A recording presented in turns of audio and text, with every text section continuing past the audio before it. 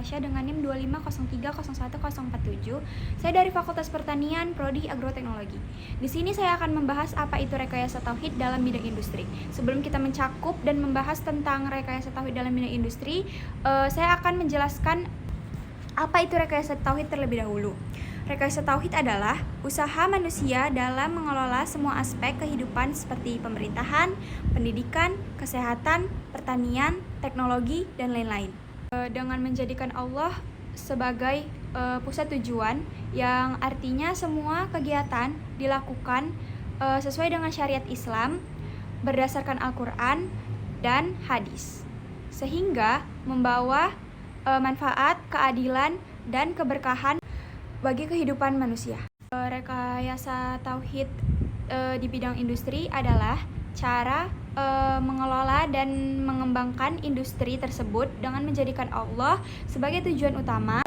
Industri ini tidak hanya mengejar keuntungan, tetapi juga harus halal, bermanfaat, adil, ramah lingkungan, dan menyejahterakan masyarakat. Artinya, mulai dari produksi, distribusi, hingga konsumsi harus sesuai dengan syariat, jujur, tidak merugikan, dan diniatkan sebagai ibadah. Dengan begitu, industri bukan sekedar tempat mencari materi, tetapi menjadi sarana membawa keberkahan dan kemakmuran bagi kehidupan manusia. Saya Kelly Nauli dengan NIM 2511053. Di sini saya akan menjelaskan contoh-contoh apa saja yang ada di rekayasa tauhid di bidang industri. Nah, secara umum, rekayasa tauhid dalam industri itu berarti mengintegrasikan keyakinan akan keesaan Allah Subhanahu wa Ta'ala dan tanggung jawab dalam setiap aspek kegiatan industri sehingga bisnis dapat dijalankan secara etis dan bermakna.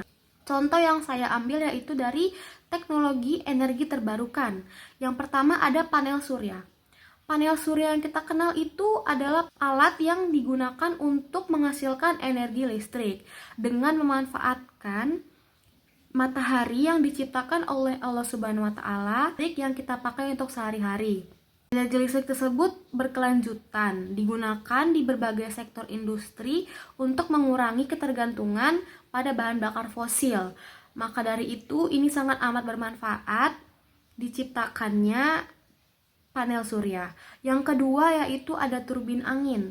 Turbin angin itu seperti namanya berarti dia memanfaatkan energi angin. Energi angin yang diciptakan oleh Allah Subhanahu wa Ta'ala yang kita kenal itu sangat sejuk. Maka dari itu kita manfaatkan untuk menghasilkan energi listrik juga. Ini tuh menjadi solusi penting bagi industri yang membutuhkan pasokan energi stabil dan ramah lingkungan. Tapi masih tidak banyak turbin angin yang ada di Indonesia, hanya di beberapa negara saja yang sudah banyak menggunakan turbin angin dan panel surya. Biasanya untuk digunakan untuk peternakan supaya energi listriknya itu lebih bermanfaat dan ramah lingkungan.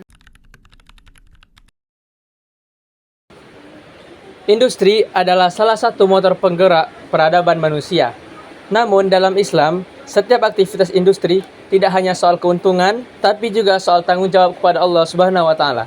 Inilah yang disebut dengan rekayasa tauhid. Menjadikan tauhid sebagai dasar dalam merancang, membangun, dan mengelola industri. Seperti yang dituliskan Allah dalam Al-Quran Surah Hud ayat 61 yang berbunyi, A'udzu billahi minasyaitonir rajim. Bismillahirrahmanirrahim. Wa ila thamud akhahum salihah. Qala ya qaumi i'budullaha ma lakum min ilahin ghairuh. Huwa ansha'akum minal ardi wasta'marakum fiha fastaghfiruh. Tsumma tubu ilaihi. Inna rabbi qaribum mujib. Nah, kandungan dari ayat tersebut adalah 1. Manusia diperintahkan memakmurkan bumi dengan penuh tanggung jawab. Yang kedua, industri sebagai sarana pembangunan harus menjaga keseimbangan alam, bukan merusaknya. Dan yang ketiga, tauhid mengajarkan bahwa aktivitas industri bukan sekedar profit, tapi ibadah untuk menjalankan peran khalifah. Perkenalkan, nama saya Livia Rianti Nasution. Saya dari Fakultas Hukum dengan NIM 250200576. Aku jabarkan satu-satu ya. Yang pertama itu membawa keberkahan hidup. Kalau industri dijalankan sesuai syariat, hasilnya itu halal juga bermanfaat. Rezeki yang halal itu bikin hati tenang, hidup lebih berkah, dan doa lebih mudah dikabulkan. Selanjutnya juga, menjamin kesejahteraan ekonomi.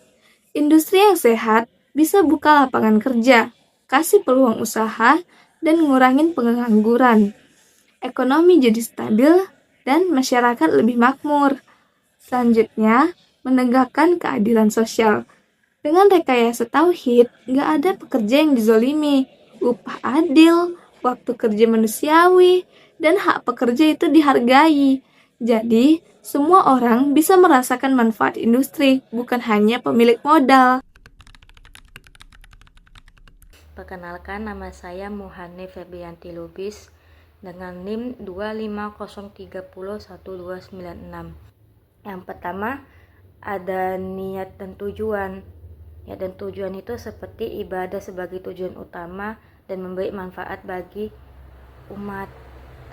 Terus yang kedua, ada pengelolaan sumber daya alam. Maksud dari sumber daya alam itu adalah tidak merusak lingkungan, efisiensi, dan anti pemborosan. Yang ketiga, ada proses produksi yang halal dan etis. Maksud di sini tuh kehalalan bahan baku dan prosesnya serta keadilan terhadap pekerja. Seperti itu contoh-contoh untuk penerapan agar bersifat tauhid dalam bidang industri. Terima kasih. Perkenalkan, nama saya Ferry Hadianto dengan NIM 250302084 dari Program Studi Manajemen Sumber Daya Perairan Fakultas Pertanian.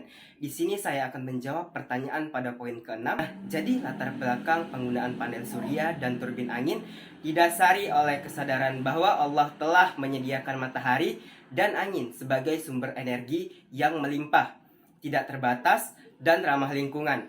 Dalam konsep rekayasa tauhid, manusia dituntut untuk memanfaatkan nikmat Allah dengan cara yang bijak serta menjaga keseimbangan alam.